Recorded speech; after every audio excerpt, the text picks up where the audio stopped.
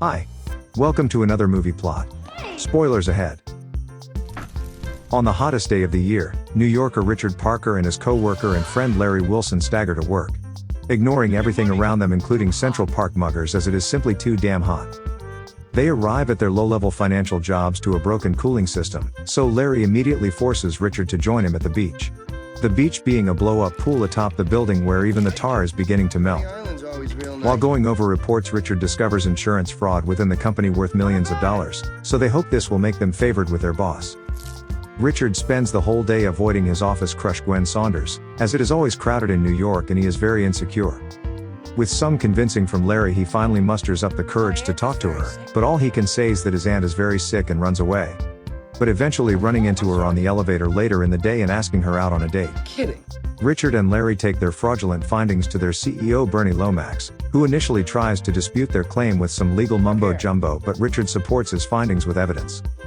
Bernie commends the boys for their discovery and invites them to his Hamptons Island beach house for the weekend, with the promise of women, boating, and famous people, all just a regular weekend for Lomax. It's settled.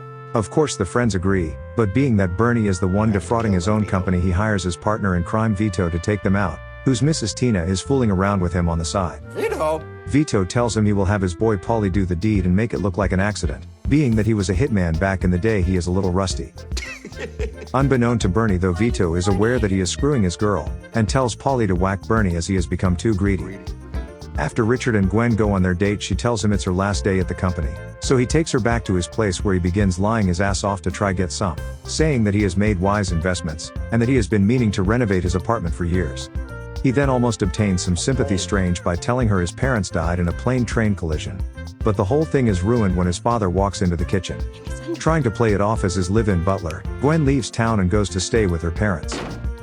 Bernie Lomax is the man on Hampton Island, with the whole population loving the party animal except Paulie, who's there to kill him.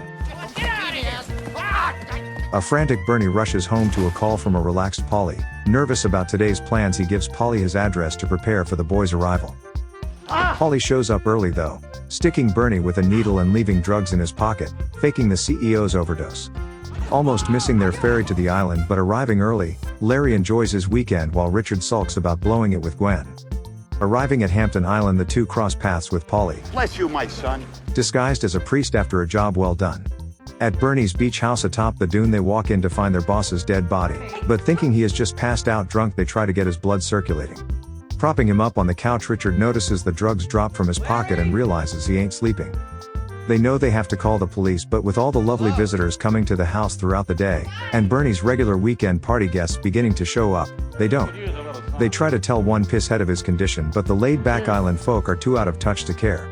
The boys decide to just watch it play out as countless guests are all too engrossed in their partying to notice their host is deceased, due to Bernie's dark sunglasses and dopey grin from the fatal injection concealing his lifeless state. His personal trainers just think he is extra limber. He takes silent meetings with clients, and a woman takes the planted drugs thinking that he is holding it for her. Fearing implications in Bernie's death, Richard tries to make the call, but Larry proposes he and Richard maintain the illusion that Bernie is still alive. A notion that Richard finds absurd, until the arrival of Gwen convinces him to go along with it, just for 10 minutes. Take 20. He easily convinces her that he is an idiot and she forgives him, while Larry tries to keep the guests from figuring out Bernie's condition. When Gwen tries to speak to her host, Richard and Larry sneak him outside with the caution to guests that he is just drunk. When accidentally dropping Bernie over the balcony, Richard suggests finally calling the cops, but asks for another 30 minutes when he sees Gwen alone on the beach. Richard and Gwen enjoy a romantic walk, ending it by perching up in the sand and making out, but Bernie's body washes up next to them, having been carried out by the rising tide, prompting Richard to cut their date short and return to the house. Paranoid that everyone passed out around him is now dead, Richard gets Larry to help him retrieve the corpse and bring Bernie inside. Vito's girlfriend Tina arrives at the house, convinced Bernie has been cheating on her as she has heard no word from him. She threatens Larry and Richard with a knife, so they direct her to Bernie's corpse in the bedroom, but just like all the other drunks on the island, she also fails to realize he is dead. While the boys wait to hear Tina scream, Vito's assistant Marty witnesses her getting it on with the corpse. With the disappointed Larry complaining that Bernie gets more dead than he does alive, Vito's man is convinced Paulie's assassination failed as Tina walks past him satisfied, so he informs an angry Vito.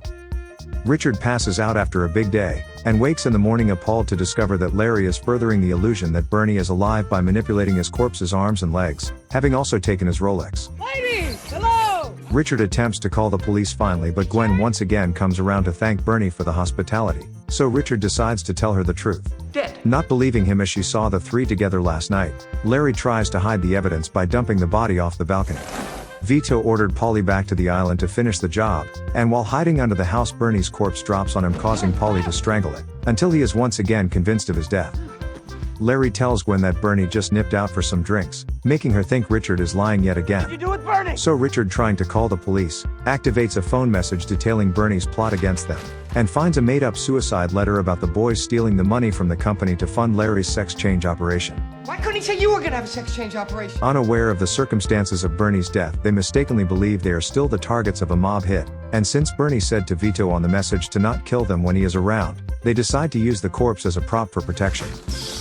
Making sure it looks the part of a living Bernie and trying to find a way off the island, they attempt to board the mainland ferry with Bernie in tow, but they just miss it. Paulie, who is on board, sees what looks like Bernie running with Richard and Larry, and gets frustrated at once again failing his job. Look at this fool, he wants to get off, we want to get on. Returning to the house to grab the keys for Bernie's speedboat, Richard knocks out the approaching gardeners, unaware of who's the killer but not wanting to take any chances. An ill-fated attempt to use Bernie's boat results in numerous mishaps. Larry pulls away from the dock without first untying the boat, causing Richard to fall overboard and crashing into people around them. That's illegal. What you're doing is illegal. A tied-up Bernie falls from the back of the boat and smashes into several buoys as he is dragged through the water. And finally, the boat runs out of fuel and Larry and Richard are forced to float back to shore on Bernie's body, being spotted by Gwen with Bernie as they scurry inside his home. Richard? She confronts Richard on once again seeing Bernie alive, so Larry brings his corpse downstairs to finally confess that he has been dead since their arrival. Just Bernie! When suddenly the gardeners wake up and the two friends are forced to knock them out again, not helping their case of innocence to Gwen. Unhinged at Bernie's inexplicable immortality, Paulie returns to finish the deed, bursting in and emptying a pistol into Bernie's chest. He then turns his attention to the three witnesses, but fails to shoot them as he exhausted all his ammunition. After reloading and chasing the trio around the house, they all split up, and Paulie corners Larry by himself, but with the help of Bernie he clumsily manages to subdue the shooter with a phone cord, finishing him off with a punch. The police are alerted to the crimes and arrive to place Paulie under arrest for murder, carting him off in a straitjacket as the madman continues to insist Bernie is still alive. He's alive! He's alive! Richard, Larry, and Gwen talk about what's next for them, as Bernie's gurney begins rolling away from the ambulance, dumping him off the boardwalk and onto the beach next to the trio. Oh, hi, Bernie! And the movie ends. Weekend at Bernie's is a 1989 black comedy film directed by Ted Kotcheff and written by Robert Klane. Get your hand off me, Bernie. Starring Andrew McCarthy, Jonathan Silverman, Catherine Mary Stewart, and Terry Kaiser. McCarthy was originally asked to read the part of Richard, but loved the part of Larry so much he got that instead. Hi, Tawny. I'm horny. Oh, hi. With working titles including Hot and Cold and Heat Wave, the film was inspired by a very low-budget 1983 Hindi movie called Jaane Bhi Do Yaro. Thank you for watching. Subscribe for more. Good, eh, Bird? You're really loose. Never seen you this relaxed before. Keep it up, huh? I gotta go. Duty calls. It's alive! Well, now what?